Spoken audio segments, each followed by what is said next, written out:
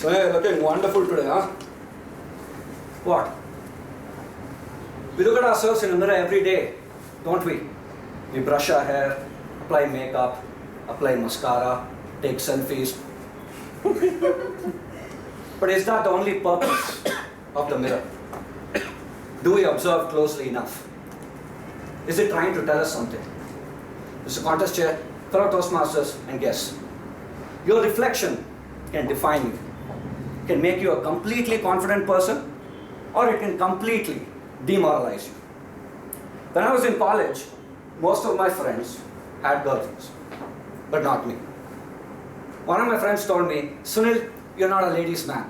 You can't handle it. I went back home that evening, looked at myself in the mirror. It said the exact same thing. Sunil, you can't handle it. There was a woman who lived across the street from my house. She was very attractive. Our families sometimes met during functions, and I used to casually talk to her. One evening she called me up and she told me, Sunil, why don't you come out to my place? There's nobody at home.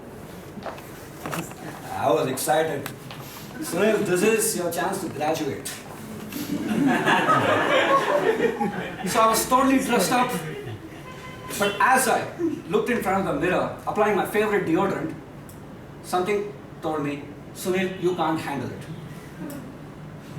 So I walked across the street. I was so nervous at that time.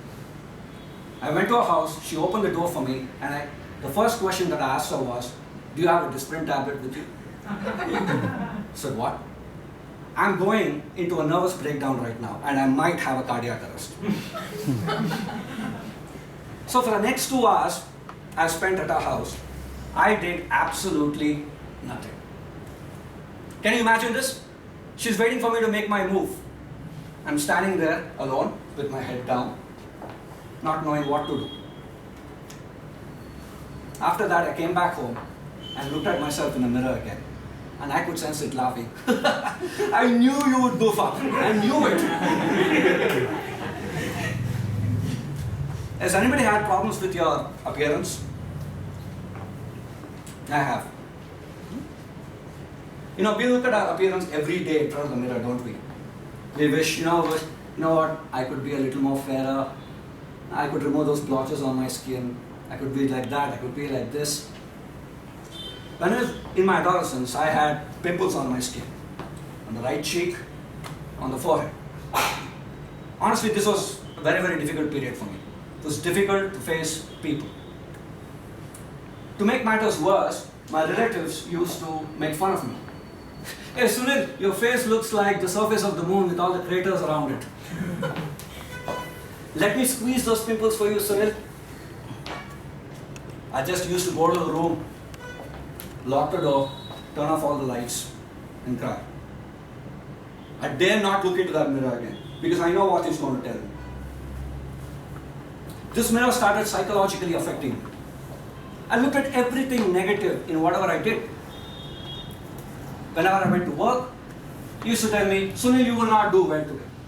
Whenever I went to play, it would tell me, Sunil, you will not perform well today. I started looking over my shoulder for everything. My depression level was 35. 40 means suicidal. But then something happened. Every cloud has a silver lining, they say. I was in office giving my presentation for a client visit, and my self-belief at this point was incredibly low.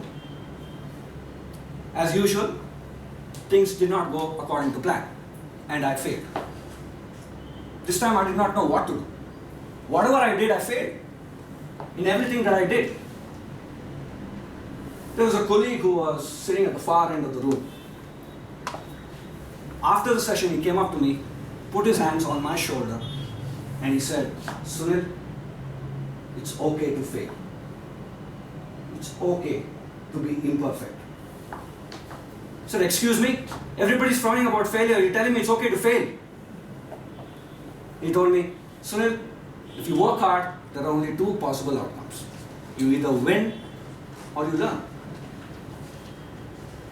I couldn't believe it.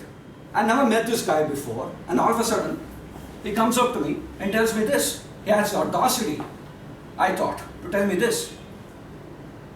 Those words resonated inside my head like an echo in a deep column, in a deep tunnel. I was half bemused and half in admiration for what he said. I went back home that night. I sat up for most of the night thinking about what he said. Then something occurred to me. I fell into a deep, peaceful sleep. When I woke up in the morning, a spark had lit inside me. I decided I'm going to accept myself.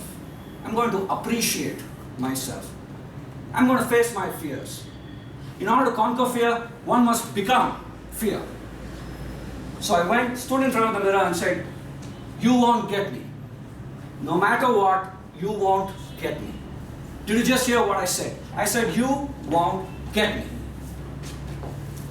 Ladies and gentlemen, this mirror is my inner demon.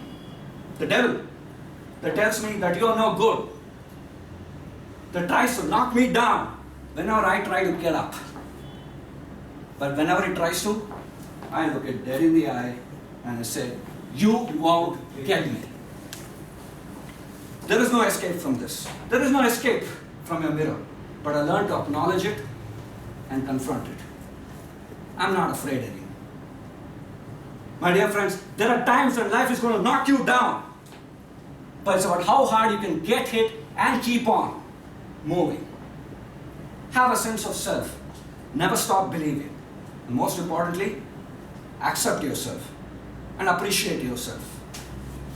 So tomorrow, I ask you this. When you get up and look at yourself in front of the mirror and it says that you are not good, what are you going to say? You won't get me. Mr. Toastmaster.